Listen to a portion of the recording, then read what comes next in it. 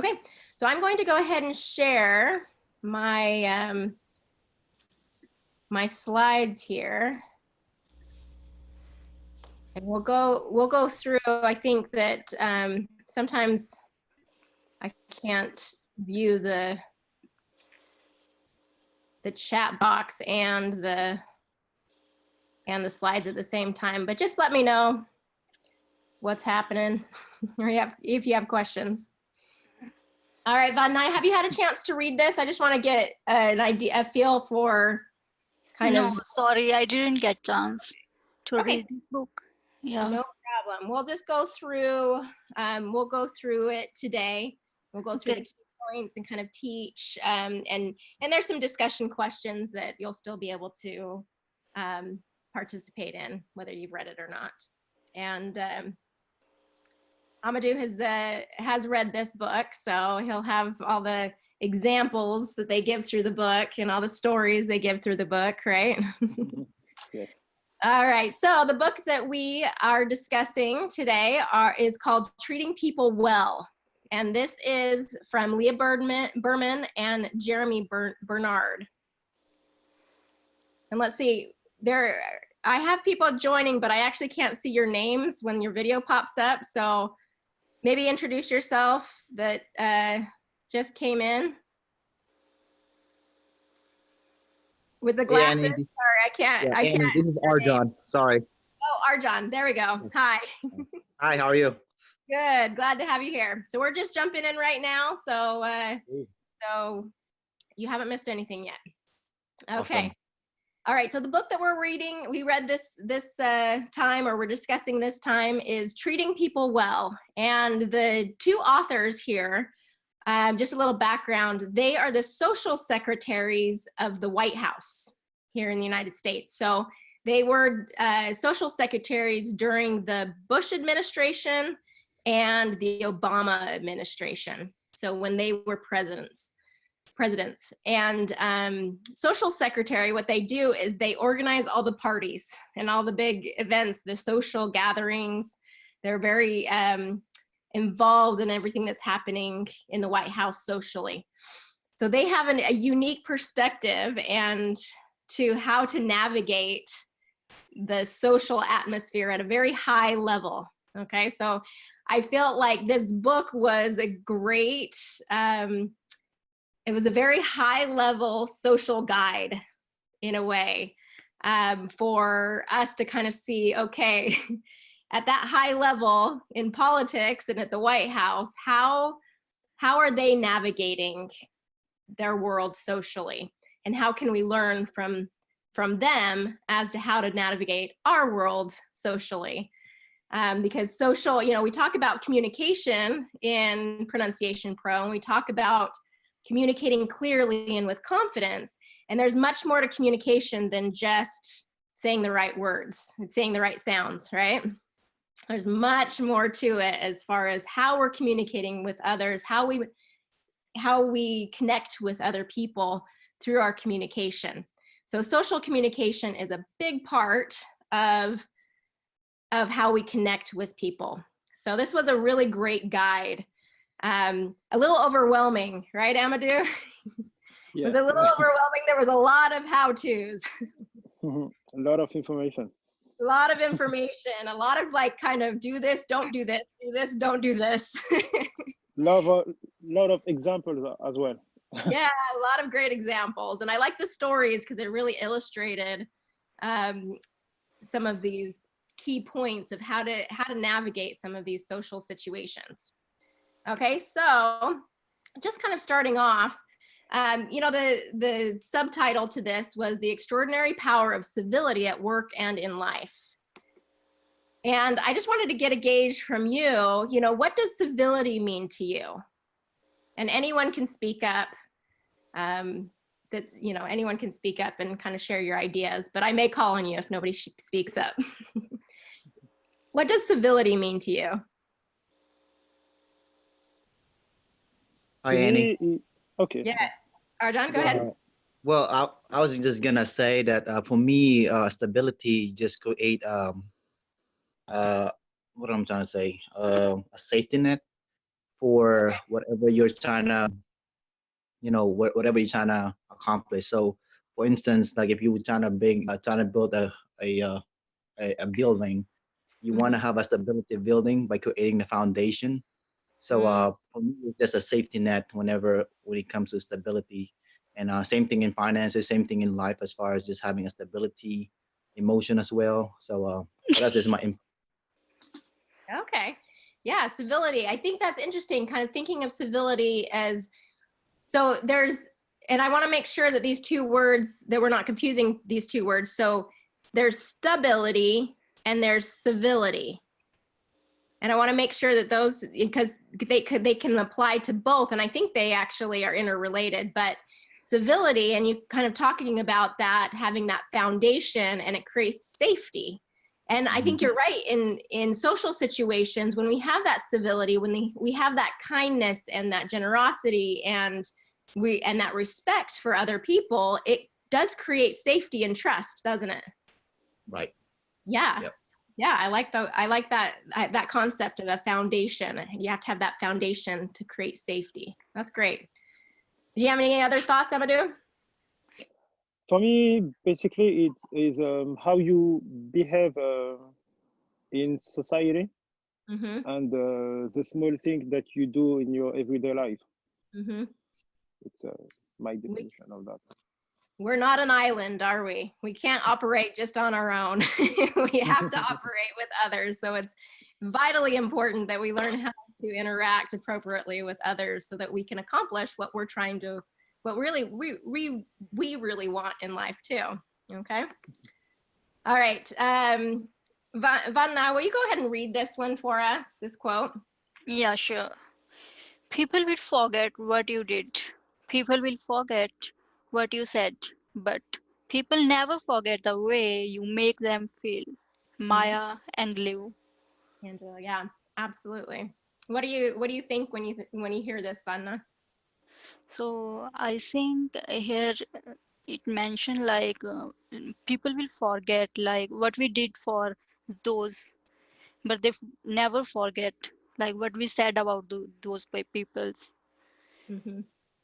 Yeah, you may walk away from a conversation and you forget what you said to each other, Hmm. but maybe the other person was really kind and gracious and respectful, and you come away saying, "I really liked that person. You know, they made me feel good, or they were very complimentary, or they asked about a lot of questions about you." And so you walk away from that conversation thinking, "Okay, I really like that person. They made me feel good."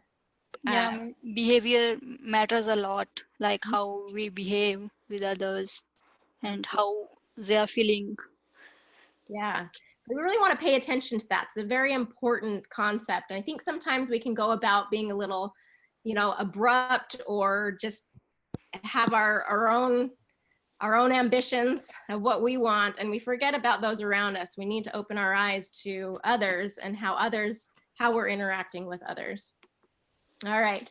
So Mhm. some of the key points, what were you, and Amadou, I'm going to kind of, and Arjan, did you have a chance to read this book? I'd have, but I did not finish it. I got to the first couple chapters so far. Okay. All right. So you can kind of jump in as I mean, all these questions, we can all jump in, but Okay. Amadou, what do you think when you're kind of thinking through this book? What do you think are some of the key points that you took away from it? It's everybody is important is everybody is important and everybody deserves to be treated well. Yes. And I remember that each chapter has a key point.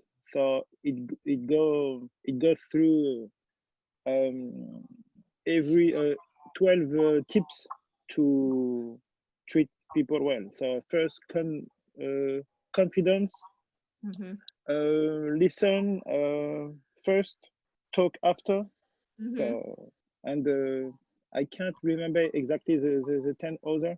Yeah, we'll go through all 12 of them today. We'll kind of briefly go through all 12, but before we got into the specifics, I just wanted to get a feel, because whenever I step away from a book, I always think, what globally am I coming away?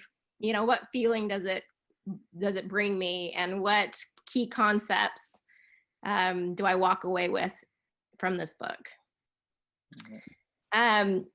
Anybody else? Arjan, as you kind of read those first few chapters, what were you kind of thinking? Yeah, I actually wrote a couple notes over here as I was studying, or as I was reading this couple chapters so far. But the first chapter, when he talks about confidence, he mentioned a paragraph there that says, a confident person inspires trust, and one of the most important components of a strong relationship is a trust. And when you have that trust, you feel that confident whenever you're in a relationship with somebody else, and it just breathes in that that trust, or that when you're confident and you feel good about yourself and you know who you are, the relationship that you have with either your coworker or with your spouse or with your brother or sister, it just make it stronger, because like I said, I believe that the way of the beginning of a relationship is a friendship and trust. And so one of the very so far, I think it's very been beneficial so far.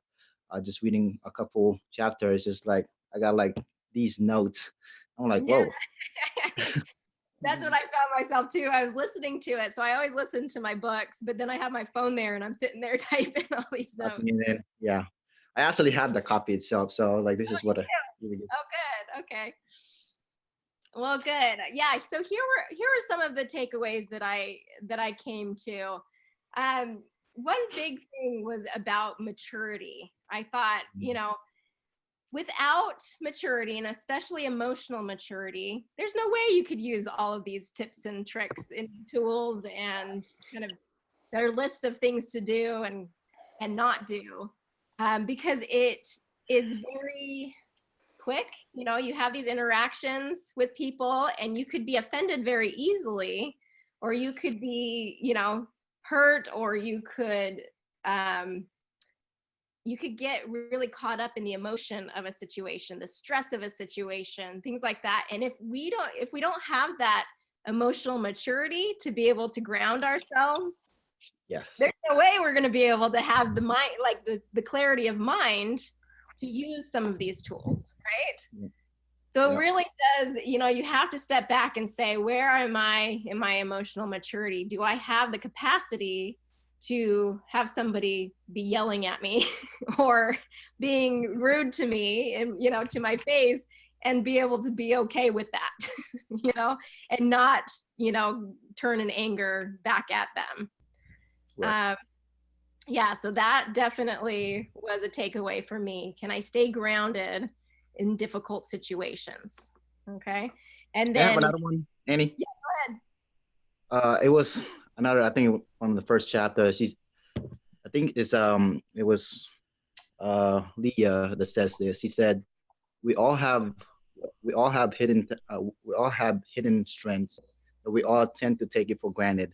And sometimes I find myself that I know I'm capable more, but we settle for short because of maybe fear or laziness or whatever. So I think that's that um, inner inside of us, that we have more and we can do more, and sometimes we just take it for granted because of maybe distraction or having too much time. So that was one thing another I connected in the first chapter so far.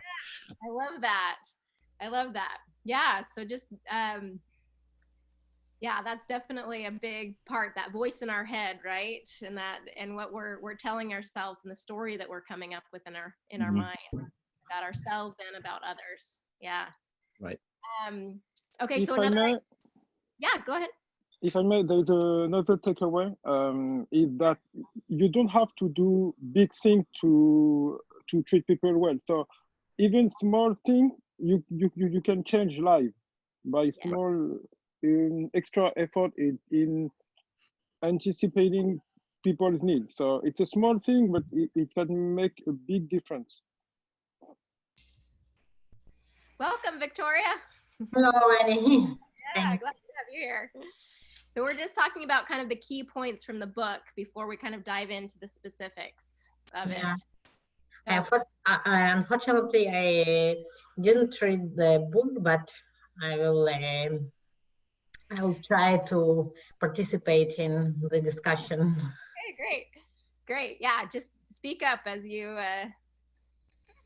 feel you have some thoughts here. I just want to make sure that I am seeing everyone here. Okay. All right. Okay, and so a couple of other ideas, mindfulness. Am I aware of my own thoughts and emotions? Like you're saying, Arjan, you know, that voice in our head, are we aware of some of the thoughts and ideas and emotions inside of us that are creating these stories? And are we challenging some of the negative ones? Are we challenging the ones that aren't helping us? And are we supporting and growing the ones that are more positive and helpful for us? And then respect for all, like you were talking about, that everyone is important. That Amadou was talking about, everyone is important. How are we seeing others? You know, how do we view others? And where is my heart as I'm talking with other people? Am I seeing myself? And this is something that I think of a lot is, am I seeing them that I'm above someone, or that I'm below someone, or that I'm equal to someone? And I think that as we go through, that can kind of be a check for us, is if we're seeing people as our equals, then we're probably on the right ground. We're probably going to treat them well, because you want to be treated as we want others to treat us. If we see ourselves above other people, we may be talking down to them or seeing them as less than. Or the other way around, we could be saying, oh, they're way better than me, or they know more than me. And we can put ourselves in that position, and that is never good for us, right?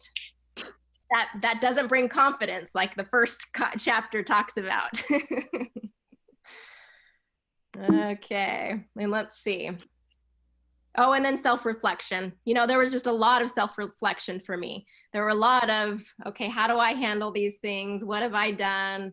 How can I do better in some of these social interactions? Okay. So those are just some key points that I brought up, and we've talked about a few others here. So there are 12 points that we go through, and I do have just a slide for each one and discussion questions for each one. And we'll go through and talk about each one. But the first one is about confidence. And this is something that is near and dear to my heart, because all of our students come and say, I want to be more confident. And so as I come away from, as I was reading this, like Arjan was talking about, I was sitting there taking just a lot of notes. And so I actually have an example of some of the notes that I have. But confidence that they're talking about is, you know, one line was, believe you can and you're halfway there. It was a quote that they had there. So 3 ideas that they gave was maintain a positive attitude. So like Arjan was talking about, that voice in our head and maintaining that positive outlook. Be well prepared. Mm-hmm. And provide reassurance, which I thought was interesting. That kind of went along with confidence. So Amadou, did you have any thoughts about that part where they were talking about providing reassurance to others to build your, you know, to like feel confident yourself? Yes, I think it's very important, because if you are not confident, it's difficult to crack joke, for example. So if you want to make a joke, for example, and you are not confident, it will be difficult to, you know. Yeah. So I think it's a first good tips. Yeah. Good tip. Sorry. And I have, so my next slide is a whole bunch of notes that we'll go through. So this is just kind of a general outline, but I wanted to get an idea of what you think. They kind of address the idea of confidence versus arrogance. And what's the difference to you between confidence versus arrogance? Vanna, do you have any thoughts on that? So I think confidence is like we believe in ourselves, and we have positive attitude towards the things. But arrogant is overconfident about the things. Okay. A little bit of overconfidence, Yeah. And it is a negative attitude, I think. negative attitude. Okay. Victoria, what do you think? I try to, okay. I think it's not negative. I think it's not opposite. It's like be confident. I think it's a positive thing, first of all, and be arrogant, it's a negative thing. But their connection between this is that sometimes we can confuse between two things, or somebody can confuse because you want to show your confidence, and if you do it a little more than you need to do it, people can think that you are you show them arrogance. Yeah. And This is the challenge of social situations, because there's a fine line there, and it takes a little bit of, you know, social awareness to be able to know what, you know, where you've kind of gone too far. yeah. Arjan or Amadou, do you have any thoughts on that? I actually, there's a passage over there. It says, "Arrogance alienates, confidence inspires." So, Okay. yeah, when it comes to uh, arrogance arrogance and confidence, I think arrogance, sometimes we tend to look up ourselves instead rather than someone else. So, Okay. when you have confidence, I think, you know, you put a value not just on yourself but to inspire other people. And when you Yeah. think about arrogance, it's just, all it does is just everything that you might be confident, but everything revolves just around you, or everything revolves about just benefiting you instead of other people as well. So Yeah. then whenever your arrogance, you you tend to have this attitude that you're entitled to something, rather than, rather than, being humble. And so Right. that's probably my Yeah. takeaway for that one. Yeah, I like that. It's kind of like the spotlight's on you, whereas if you're Right. confident, you're okay with the spotlight being on other people, right? Yeah. Yeah. Interesting. I like that. Amadou, did you have any thoughts? Arrogance for me is when you think that you are superior, you know. So I think it's not a positive attitude, but confidence, it's a way to draw people out. So if a person is shy and you want to connect with this person, Mm-hmm. being confident is very important, because you can have this small conversation, and feel to help pe- pe- people to feel comfortable. But if Yeah. you are arrogant, it's not very good. Yeah. Yeah. And coming back to that kind of, are we at the same level? Are we above? Are we below? I feel like confidence is that we're at the same level. You know, I don't see myself above or below. I see us at the same level, and I can feel confident in that. The minute I see myself below, that's when I lack confidence, you know, and I kind of get that, I get insecure about who I am or what I'm doing, right? Mhm. Arrogance to me is this, where I'm putting myself above other people, and it creates this negativity of like, I need to have, like you were saying, I need to have the spotlight on me to make myself feel better than you, in a sense. So is it a selfish person, or it is a overconfident, like the person thought like everything, I have everything and I can do everything. Yeah, so it tends to be a little bit more selfish, a little bit more self-centered, I guess. Arrogance tends to be a little bit more self-centered, like I am the most important person here, like I was saying, that I matter more than you, right? Yeah. Have that feeling of I matter more than you, and so the spotlight or attention needs to be on me, and what I have to say and my views and my beliefs and everything are more important than yours. Versus Right. just a confident stance has more of a, we're equals and we both have a strong voice and opinion. Encouraging each other, and yeah. Yeah, exactly. Mm-hmm. Good, I love it. Okay, so like I was saying, These were my notes on the confidence, the confidence chapter. So I didn't do this with every chapter as far as my slides here but I just wanted to give you a feel for those who haven't read the book. There are so many specific tips and tricks that they go through in this book of the how-tos, okay? So this is just on the confidence one, and I'm gonna read through some of these, and I just want you to think through, okay, what is something that I can kind of draw from this, and maybe it will inspire you to go get the book so that you can have some of these on, on hand for each of the points that we talk about today. Okay, so they talked about, when you've been an outsider, you have compassion for other outsiders. So the authors here were talking about how they grew, when they were growing up, they were shy, lacked confidence. They really didn't know, they weren't great socially. And so it's interesting because of that situation, it's almost like they really worked on that skill set and that weakness became their strength. Right. Okay. So it's not like they were born with all this social understanding, and it gives us confidence to know that the social skills are learnable. We can learn, we can, acquire those skills that we feel weak in. Okay.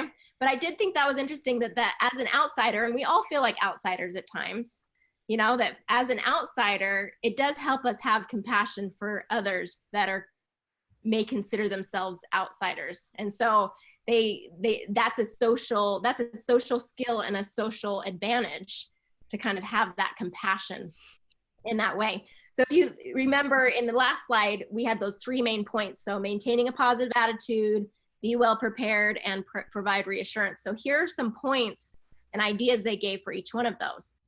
So maintain a positive attitude, talking about that voice in our head, right? And anyone can chime in if they kind of remember something from these chapters. But he was talking about our mind always goes to worst case scenario, right? So we always think, what's the worst that can happen here? And their advice to that is take a minute, acknowledge that thought, and that comes back to that mindfulness. You have to be aware of the thoughts that are in your head. So acknowledge that, and then decide, that's just not something that's going to happen today. So they were both talking about their first day in the White House and kind of the worst case scenario, what could happen that day. And so they were giving a little advice on that. But we all have those thoughts in our heads, right? As we go into a situation, especially like presentations or being up in front of people, our thoughts go to the worst case scenario. Do those thoughts help us in that situation?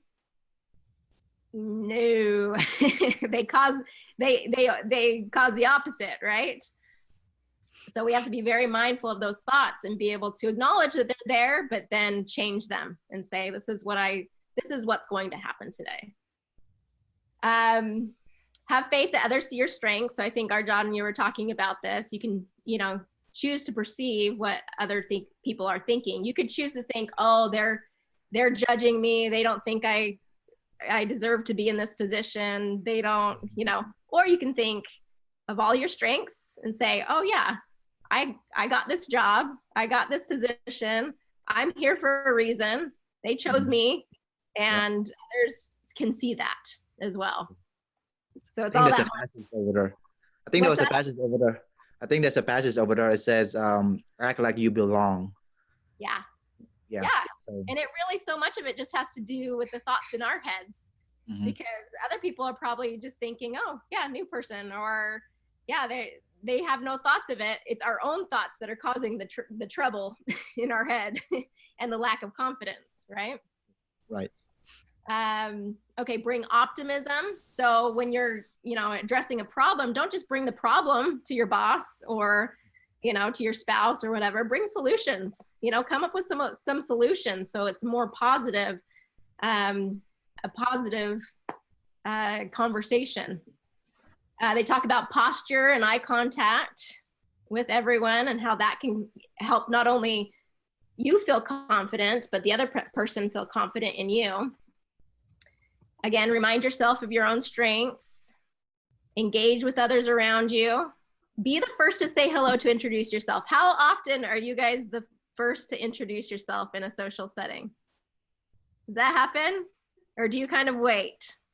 Don't wait. Do you wait? Sometimes we initialize our introduction. Okay. Do you feel like it kind of takes that confidence, right? To say, Yeah. I'm going to go up and introduce myself instead of waiting. Yeah, for it feels happy when we introduce to others. Yeah, when you take that initiative and introduce yourself. What about you, Yeah. Amadou? I'm the first, so as I work at Disneyland, so I have to be the first to introduce myself. Yeah, you get daily training on this, right? So Amadou works at Disneyland in Paris, so he's a greeter. You know, he's welcoming everyone, and yeah. So you have good practice with this in your everyday. That's great.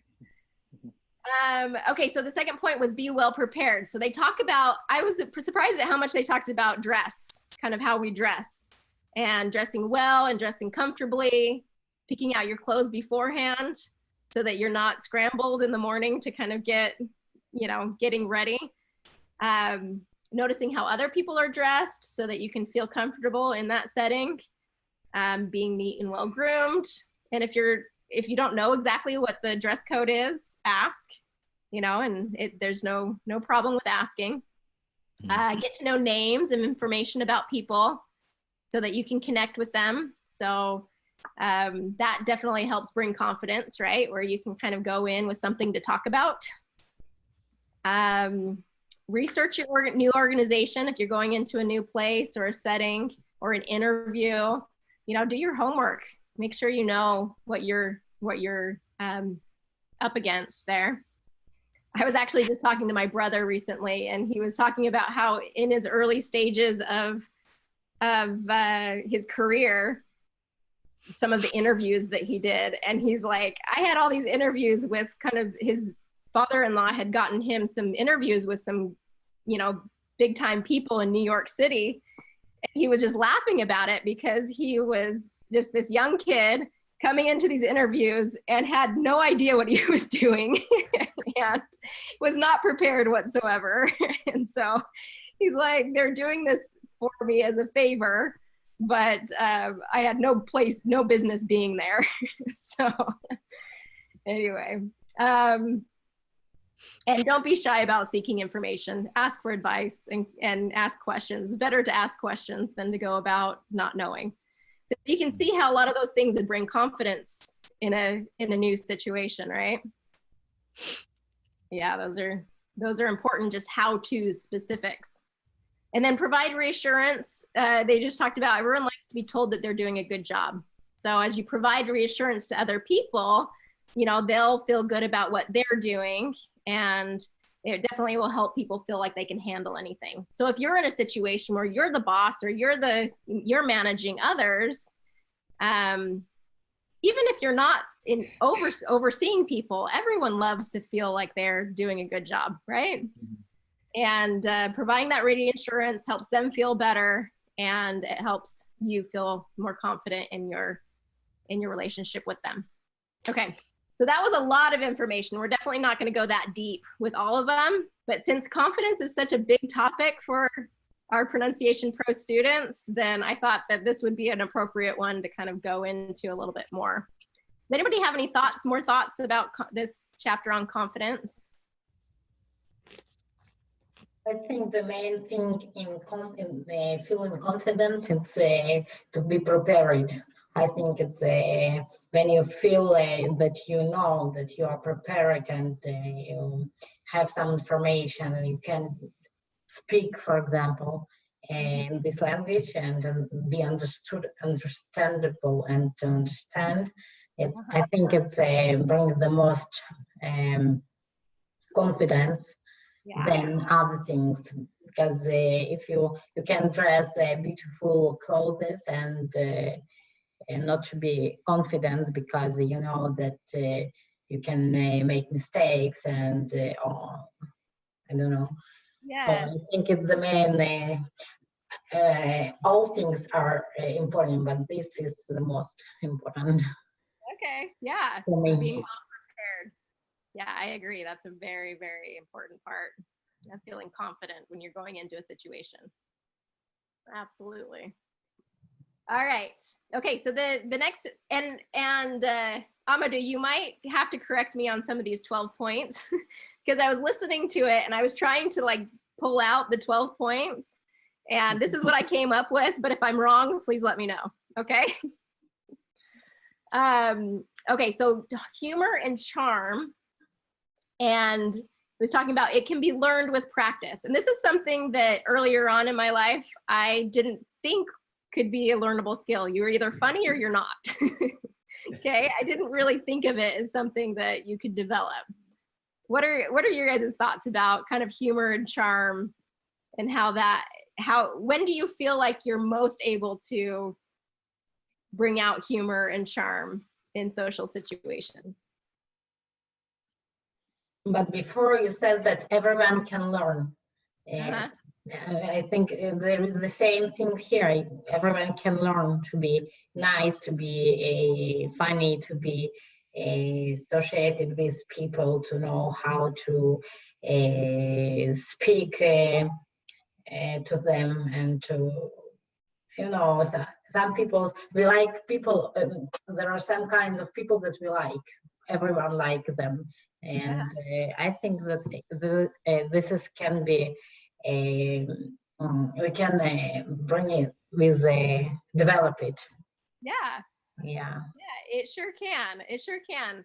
And I think they brought up a lot of great points about humor and charm, and kind of how to use it, how not to use it.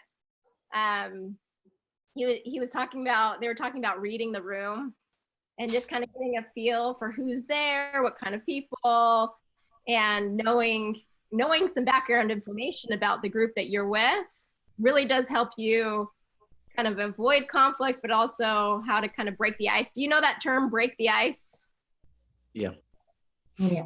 Yeah. So break the ice is just kind of how to kind of help people warm up or ease up and not and feel comfortable in a situation. And knowing which jokes are appropriate and which are not in a setting. So it does take that awareness, right? Being aware of who you're with and what audience you're with, what maybe they might be sensitive to, or maybe they're a little bit more relaxed about. And some of the key points I just thought is just from the book, they were talking about just let your originality shine. You know, be authentic, be yourself, and don't take yourself too seriously. Anybody else have any thoughts about kind of how to use humor? Well, for me, I'm not really a funny guy in terms of trying to say like a jokester or whatnot. I'm not naturally. I could embarrass myself doing that. But Yeah. what I found out about myself is doing self-deprecation.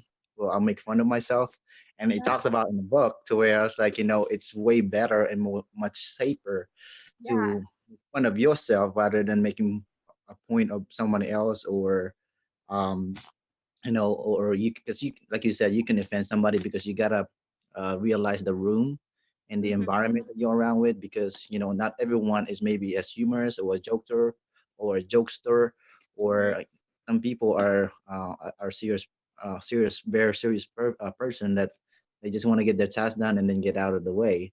Right. But what I found out about myself about humor, I generally make fun. I would make fun of myself to relate for other people, so that way they kind of know what I'm coming from, and so that's how I utilize the humor. That's great. And just understanding yourself and how you feel more comfortable in using that humor. That's great. Any other ideas? I have one example. So my oldest son is almost 11 years old, and he's going into 6th grade, and he ran for an election in his school. So it was student body secretary, and they have to make these posters that say vote for me, and try and get some attention to get people to vote for them. And he's a very self-motivated kid. He has a lot going for him, very smart, very confident in who he is. And so he goes up. I asked him if he wanted help. He said, no, I got this. So he goes up with the poster boards, and he does his posters. And this is one of the ones he came up with. He said, I'm not handsome, I'm not popular, just give me this one. Vote secretary, please. So when you talk about kind of that self-deprecating humor, he was just, he could have used that. That's one. Yeah. He picked up on that, and he didn't need somebody to kind of tell him, but he just thought that would be really funny and would get that attention. And so I thought it was hilarious. And I was like, I loved that he didn't take himself too seriously, So, all right. So the next one, consistency. So I put this quote, this isn't from the book. This is a quote from my mother that I heard growing up. Consistency. So do what needs to be done when it needs to be done, whether you feel like it or not. So that's something that I heard from my mother often growing up, is that we just do what needs to be done when it needs to be done, whether you feel like it or not. And so talking about that emotional maturity, sometimes we can kind of be tossed to and fro based on how we're feeling at the time. And so it does take that emotional maturity to say, I have something that needs to be done. I need to be consistent about it, no matter how I'm feeling that day. And obviously there's some wiggle room there. But the more that we can kind of stick to that, the more consistent we can be in the things that matter most to us. And, like Arjan was talking about at the beginning, kind of, civility kind of creates that safety and trust. And some of these other qualities and skill sets that they talk about as we're going through, they talk about that a lot: the trust, the safety, the predictability, the reassurance, the results, that come from some of these skill sets. So consistency really builds that.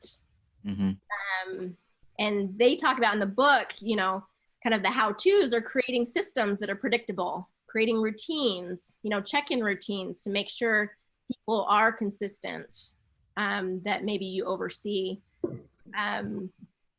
But what helps you stay consistent in the things that matter most to you? Amadou, do you have any thoughts here? Consistency is very important, because it's not only when you say that you are going to do something, do it. You can say and then you don't do what you do. So it's not only once. It's you need to be regular when you do some you know what I mean? Yep. And why would this be brought up in terms of treating people well? Because if you are loyal, people trust you. So loyalty, I think we can link loyalty and consistency. Yeah, they're very similar, aren't they? Yeah, showing up, loyalty, they talk a lot about in the chapter of loyalty, of like knowing that you're going to show up, you're going to be there, you're going to be, you can be relied on. Sometimes it's very boring to repeat the same things 1,000 times. And I heard once idiom in Russian. I will try to explain it. That everyone is jealous to the result, but nobody is jealous to the way to this result. Yes. So if you want to get a good result, perfect result, you need to repeat thousands times the same one, and the most important thing is not to be bored from what you do. Yeah, they say the 10-year overnight success. Have you heard that phrase? The 10-year overnight success is basically, we hear of these overnight successes of, oh wow, look, this company or this person all of a sudden is now popular, but we don't see the 10 years before that. The way to this hard work and effort that creates overnight success, right? Yeah, absolutely. Yeah, so consistency. that can definitely, that makes a big difference. Okay, listening skills. So he talks about active listening. What is active listening? Oh, I'll go back. What would you think of as active listening? So listening, you know, we talk about in the pronunciation program, we talk a lot about just kind of the way we're hearing sounds, the way we're understanding the words that people are saying. So there's obviously a comprehension piece and a listening piece in terms of the sound language. But we're talking beyond that as far as listening skills. And they refer to it as active listening. What does active listening mean? What do you, I know, Vanda, you didn't have kind of the background here, but did you have any thoughts of what active listening might mean? Oh, I think your microphone's muted. I don't hear you.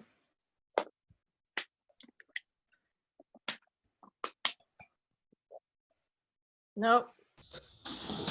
There we go. Okay. Yes. Yeah. So I think active listening is something like we need to listen everything carefully Mm-hmm. and to do response according to that, something like that. Yeah. Yeah. So active listening is you're really listening to understand. You're listening to really understand what they're talking about. Mhm. You ask follow-up questions. There's engagement there, asking for clarification and if needed. How often do we listen to someone, but really we're just kind of formulating our own response instead of listening to them? Does that happen? Sometimes it happens. Yes. I catch myself in that all the time. And even as I'm preparing this week, this presentation, active listening has been on my mind. And yesterday I was having a conversation with someone and I caught myself doing that. And I was like, oh, stop, just listen. Active listening. Yeah, like we have to understand everything what other person is saying. And in case we find any query or question, then we should ask from those. And All information, so we really understand where they're coming from, right? yes. Yeah, and I think that has a lot to do with kind of as we see people as equals and we really feel that they're just as important as us, active listening becomes a lot easier, you know, because it's not just what I want to say or what response I have, but I really genuinely care about what this person. Yeah. But sometimes it's very difficult. You need to be concentrate all time. And if we talk about English, for example, for not native speakers, it's difficult because they need to be more concentrated and it require from them a lot of energy and you know, because it's not your native language. You need every time your brain need to work. Yes. Yes. Not only do we have just the fact of it's difficult to listen and to truly understand people, but then you have the language piece on top of it. So there are definitely layers there that you're working towards, but you're all working towards that, you know, higher level. And that's what I get so proud of you all for doing, is that not only do you have this challenge with, you know, not being your native language, but you're taking that to a higher level in the other communication skills that you're learning. It's awesome. So Amadou, you probably have quite a few situations as you're dealing with customers and people there at Disneyland who might get upset about things or need to express concerns, and you're trying to resolve conflicts, right? Yeah, sure. I think that listening is very important, especially when you disagree with someone and when you have a different opinion. So, and there's also when you listen, there are some research that said that when you listen, you are more effective when you listen than when you talk. Wow, that's good. So, have you seen the TED talk about civility? I don't know how to have a great conversation. Oh yeah, I have seen that one before, but it's been a long time. Yes, so she talked about that. So there are two kinds of listening. So when you listen in order to understand, and when you listen when you want to reply. So I think there's one positive, one negative thing. So when you listen, you make people feel comfortable because it's important to be listened, and everyone want to be listened. So Yeah. I think active listening is very important. Yeah. Everyone's wanting to be heard, right? And so Yes, when want to be heard. Yes, is what I we want to have say. that maturity to say, okay, it's not about me, it's about them. And I really want to hear what they have to say. Yeah, that's wonderful. It's definitely a skill to practice, right? It's not something I think that comes very easily to most of us. That's wonderful. But yeah, they talk about it really creates more meaningful relationships and conversations with people. Again, trust and comfort and empowerment really does come from this active listening. And just that precept of we all deserve to be heard. And so let's show others that courtesy and hear them. I think this especially becomes important within families and close friends and people that we interact with frequently, because I think it can get easy to just not hear them. I think that happens quite a bit with my kids, is that I jump to conclusions instead of hearing them out and just recognizing, no, they have a voice, they need to be heard, they need to feel that importance is good, is very important. All right, let's see. Stay calm. Okay.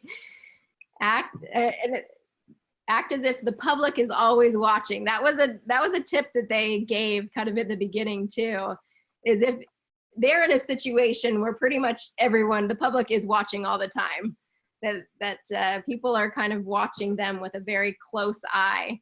And we might not have that situation where we are being constantly watched, but to have that mindset would actually be very helpful in how we behave, right? How do we, how does acting as if we're in public change the way maybe we interact with people? Vanna? So stay calm means like people get lots of situation every time. So it depends on those people, like how they are giving response in every situation. So I think stay calm is a very good option. Mm-hmm. Is it always easy to stay calm? No. Yeah. No. Sometimes we get poked, right? Yeah, sometimes when we feel angry, then it is very difficult to stay calm and give response in a polite way. But still, we need to stay calm and do things properly. Have you ever heard the term "you poked the bear"? You poke the bear basically means that don't go around poking, Yeah. things, because you're going to get a bear response, right? So yeah, very difficult to do in all situations, but something to really work on mastering is kind of how do we stay calm in difficult situations? How do we avoid drama and kind of stay out of the drama and have that emotional how we control ourselves, and it all depends upon our internally how we are managing all those stuff. Yes, it's our internal self, those thoughts in our heads, the way that we're viewing things. Yeah, takes a lot of mind work, doesn't it? Yes. Yeah. So how do you guys stay calm in stressful situations? What do you have any specific tools that you use? No tool, but at that time we think like, yes, right now we are angry, so we should be calm, and we try to feel and show calm to other people's. Yeah. In general, for women, it's harder to stay calm than to the men, because we're more we have a lot of how do I say it, emotion and for me, it's difficult to stay calm with children sometimes. Sometimes a lot of, more times I understand them and understand that they need to make mistakes, to make things for, for learning to future. But sometimes it's difficult to me to be calm when you repeat 10 times and they don't understand and they continue to do something that's not good for this time. And you try to stop it and they do opposite thing.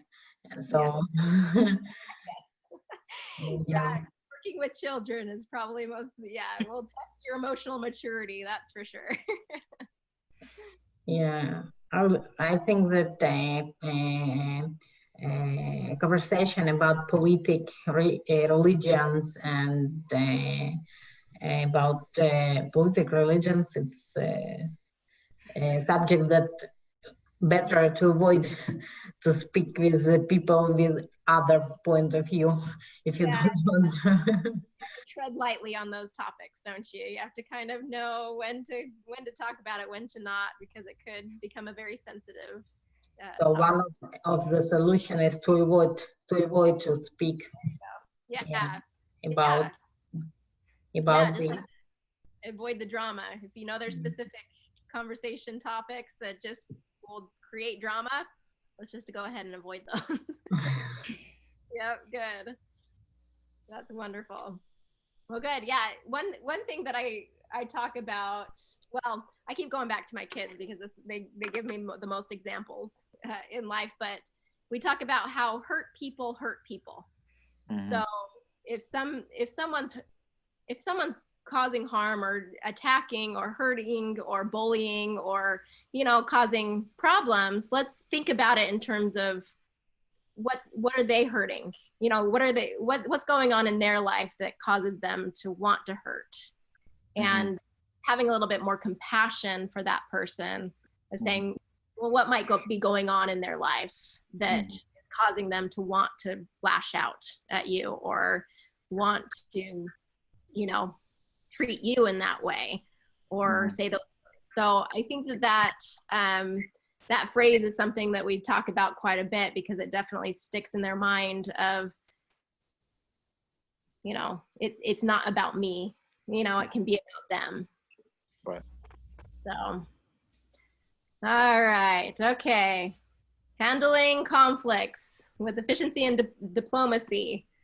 Okay, so some ideas, and we've kind of talked about kind of difficult situations and how we're handling those. But one thing that they talked about with handling conflicts, and say we do get into these, political or religious topics with someone, but it's something that has to be addressed, or some topic that needs to be addressed, and it's creating conflict.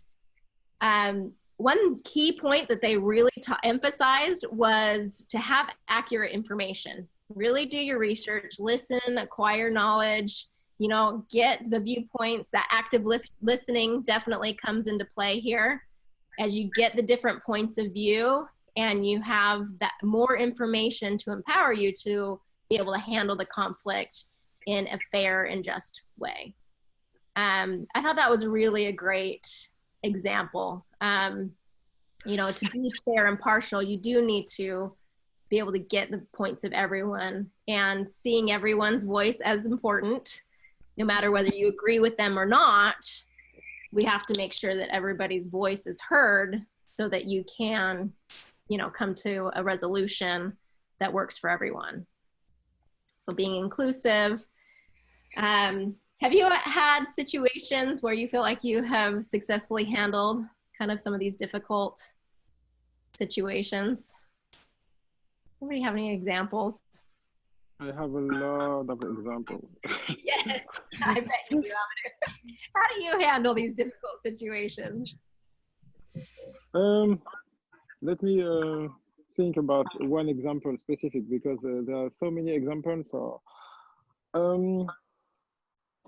off the top of my head, at, at at Disneyland there is a restaurant that it's open from 10 to 6. I don't know exactly. Okay. And there is a parade. The parade at the same time. Okay, it's difficult to explain. So basically, the restaurant was closed, and many people wanted to enter the restaurant, and they were angry because they had tickets to go to the restaurant. Oh, okay. And they were angry, and I wanted to show them another restaurant. Does that make sense from now on? Mm-hmm. So the problem that the other restaurant was closed. Oh, So okay. so 12 angry people came to me and yelled at me, you know. So I take a breath. So I try to stay calm. I said, okay, I understand what's going on. So it never happened before. So I recommend you to do that. So as I was talking, they stay calm. So they understand that I was here to help them. And then I was able to resolve the situation. But it was very difficult because it was a lot of pressure. Yeah. 12 people, 12 angry people is difficult to handle. So yeah. great. So what I heard you say, basically, you took a deep breath. That was one tool. You took a deep Yes. breath, stay calm. So that was good. And then it sounds like you kind of helped them see that you weren't against them, but you were on the same team as them. Exactly. Yes.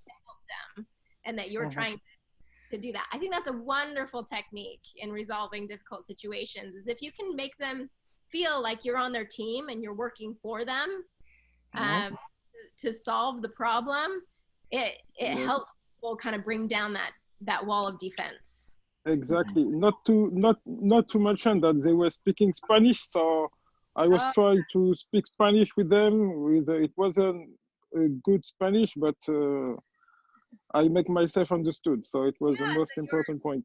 You're working on coming to their side, right, and making sure that they can communicate with them from their point of view. Great example. I like that a lot. Very nice. Okay, so there's a bar at the top that's not showing me my headline. So what does it say? Honesty. Honesty. Okay. All right. Always delivered with tact. Okay. And this is one I'm gonna kind of go through a little bit quickly, but so we can all kind of probably think of someone who is honest. You know, example of people who are like, oh, I know that they're going to be honest in all that they, you know, in every situation, and I can count on them to be honest. And I want you to kind of reflect, am I known for my honesty, or is that something that I could probably work on a little bit?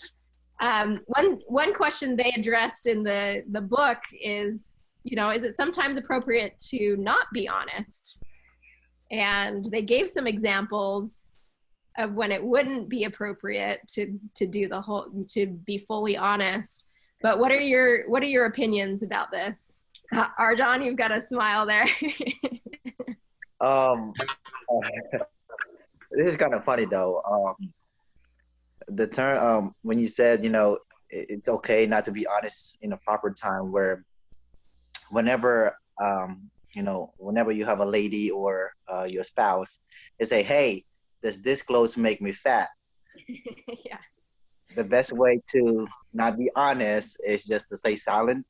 So that could be a good, I guess, the biggest, it's just on top of my head. That's why I'm smiling, because it's the best way to not say anything rather than being honest, to say yes, because you could actually offend them and they could be depressed or whatnot. So, but yeah, that's one thing that I could add on to that. Hopefully it could help. Yeah, exactly. They kind of talk about, you kind of have to look long range. You know, what is the long range results of me being honest versus not honest? And if there are situations like the one you just talked about, that it might be appropriate to maybe not be brutally honest, you know, too honest. There's tactical ways that you can kind of work around the situation. But But yeah, honesty definitely builds trust. It builds that safety when you know someone is going to be honest and truthful. And in most situations, that's the way to go. But they did give some examples, kind of like yours, that that do show that, yeah, sometimes we can't be totally honest and get the long-term result we're looking for. We want to stay in that relationship. Sometimes there's tactful ways to go about it. Can I say something about honesty? Yeah, absolutely. So, as you say, it's appropriate to lie, but one of my rule is never lie to a customer. Oh, yeah. This is a rule. So in other situations, you can, but to a customer, it's not possible. Yes. And I like how you've kind of set those boundaries for yourself, and you know, and knowing that that's a value you want to be true to. And I think that creates a lot of safety and trust.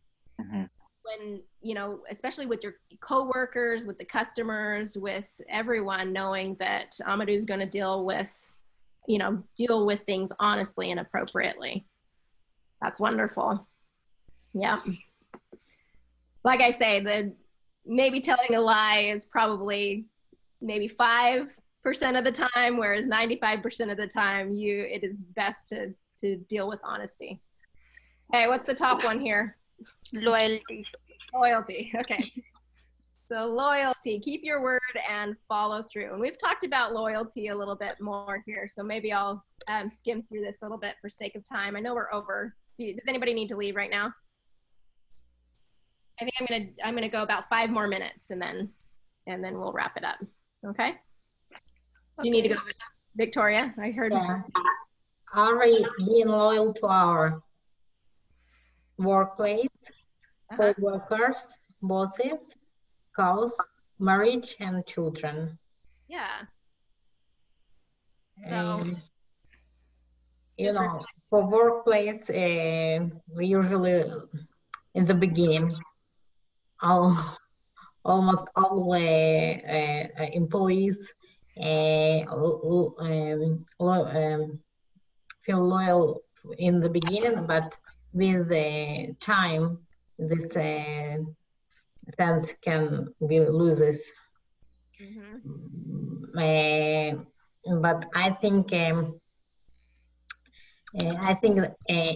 if you are going to change your work, your job, your company, I think the best way to progress and to build a career is to do your best. Even if you want to stop with this company to work, I think to be better for you and for company to do it in the right way, because you know, now we are living in social and with media, and if you do something bad in this workplace, it can be known in your next workplace. So I think it's important to keep be loyal to your job, to your workplace. About co-workers, no, it's I think it's important, but less, because some we are all people and we are all make mistakes, and so everyone's kind of doing their best, right? In all these situations, if you have the mentality, everyone's doing their best. Yeah. But you touched on a great point where even if you don't stay with the company, there's still a way to be very loyal to them. And, you know, being respectful, treating them with that respect, with that kindness, with that honesty and openness. There is definitely a way to do that without undercutting them or starting to get negative about the company. You can break ties with the company and be on good terms, and it's usually best to do that. Yeah. Okay, so we're going to kind of move along. Owning your mistakes. They talked about kind of mistakes and failure will happen. So it's what are we going to do and how are we going to handle it when it happens? So some key points that they talk about: know what to do when mistakes happen. So kind of prepare for them. And that goes along with being well prepared, you know, with confidence. If you're prepared for the mistakes, you're going to feel confident even as you're making mistakes. Owning your mistakes really does show commitment to growth and improvement. When you own up to your mistakes and say, you know what, I didn't do this right, or I didn't show up, or I didn't follow through with this. I really am very sorry about that. It really does show the other person that, you know what, you are committed to growth and improvement and are going to do better. Making amends is important. It shows consideration and empathy for the other person, that it's not just about you or trying to defend why you made the mistake, but just saying, okay, I made the mistake, I'm really sorry, how can I make it right? Mm-hmm. Resist the urge to blame. So that brings a lot of negative energy. And when we take full responsibility for our mistakes, it really does bring that trust there. And being willing to forgive others as well. Just knowing you make mistakes, other people are going to make mistakes. It's okay. It's just part of it. Any examples here? I know we have to leave, but any examples here that you guys can think of?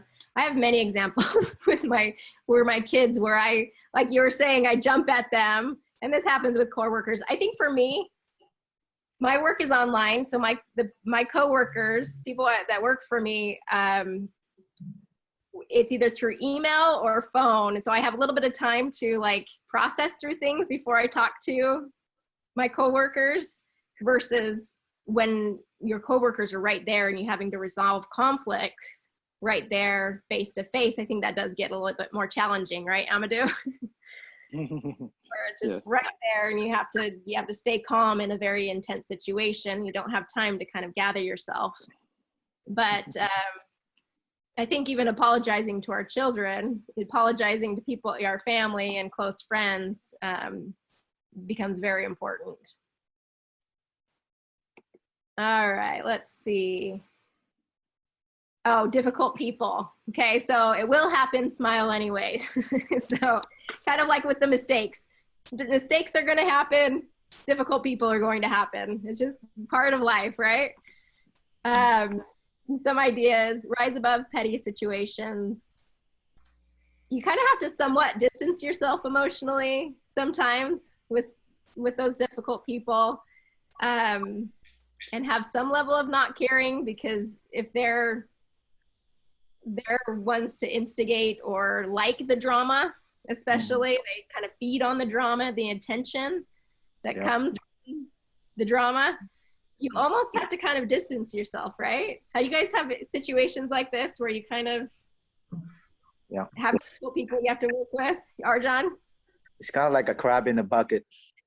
People who like drama, they like dramas and they stay in the dramas. So they want to pull you down instead of, you know, for me, like you said, I try to avoid them because when people like that dramas, they tend to stay in that drama mode, to where instead of staying positive, now you having that drama with them, where now it affects your workplace if you're working in a place. So it's kind of like a crab in the bucket.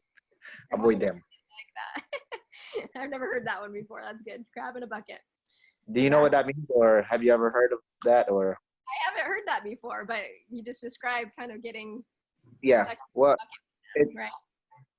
I heard of this a terminology from Success Story, but all it is basically whenever you put a crab in a bucket, it will crawl down. But whenever you put two crabs in one bucket, you will never have to put a lid there, because the other one will let the other self, or the other crab won't let the other crab get out, because they keep pulling each other down. That makes sense? Oh, yes. Okay. Yeah, that makes sense. The crab in a bucket. I like that.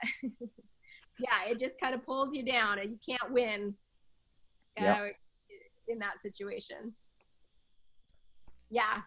So, you know, that's a difficult situation to handle. And, but just being able to kind of stay somewhat removed, like you're saying, don't engage, do your best to not engage with people that, you know, just are going to be a little bit difficult. Etiquette is important. They talk about social etiquette with technology. Okay, and so we're in this technology age, and there's some definite considerations. It's almost like some of these courtesies, common courtesies that we do face to face, we don't tend to cross over into technology. And so they just give some examples of how to keep that respect and treating people well, even with technology kind of becoming such a big part of our lives. One of the big things that I feel is they talk about the person in front of you or person you're with is more important than the person on the, you know, that's on your phone. And I like that because I think you know, we've all been in situations where I hate it. I've been in situations where I sit down at a table to have lunch with someone and they put their phone face up right there next to us. Like, wait, what? In case, you know, I realize in case emergency and stuff, that's appropriate. But if they're attending to things that are happening instead of engaging in that conversation, it does tend to make you feel like you're not as important, right? So just having our own kind of common courtesy to say, you know what, I'm with this person. I'm going to put the technology away. And put the phone away so that I can make sure they feel like they are the most important person right now. How we make people feel, right? What does that say at the top? Details. Details. Okay, so this is the final one. They talk about details are key when treating people well. And this was interesting to me because it wasn't an obvious one, but as they talked through it, I was like, oh yeah, that does make a big difference. And what they were talking about is it's in the details that tend to impress people, you know, and really kind of help people feel important or feel good in social situations. The example that came to my mind is just when you do things last minute and you're kind of rushing to get things done, you don't have time for the details, kind of the last minute details. But if you take your time and prepare in advance, like they're talking about, this has kind of been a reoccurring thing. You are well prepared for something like a presentation. You do your work before and you're reviewing it. Then you can start working on the details, right? You can start working on your presentation, not only just the content, but the way you're presenting it. And you can, you know, work on the way that you're connecting with the audience, or, you know, there's a number of different things that really help take it to another higher level when you're giving time for the details. Being on time, you know, and allowing that time to be there well in advance and not be rushed, to proofread our texts and not be rushing out and sending things before we've kind of taken time to look at the details of it. Remembering people's names are some details that make a significant difference. Verbally thanking people or sending a note tend to kind of add that extra little bit that you know, is impressive to people or helps build that connection. What are your kind of thoughts about leaving time for the details? How has that made a difference for you? I feel like Amadou, whenever we've gone to Disneyland, holy cow, is there attention to detail in that environment? There is so much attention to detail and courtesy and kindness and focus on the customer. My husband and I have been blown away by how it just is, it's so much better than any other park experience that we've been to because of the detail. Exactly. Yeah. Yeah, and that's, you know, that's a great environment to be trained in, to be looking for the details. That's great. Even look at the name tag and say happy birthday. It's a detail, but that makes a big difference. Yeah, absolutely. Anybody else have any examples of that? Let's see. There's a quote that I heard, Annie. It says, "Success comes when preparation and opportunity unites."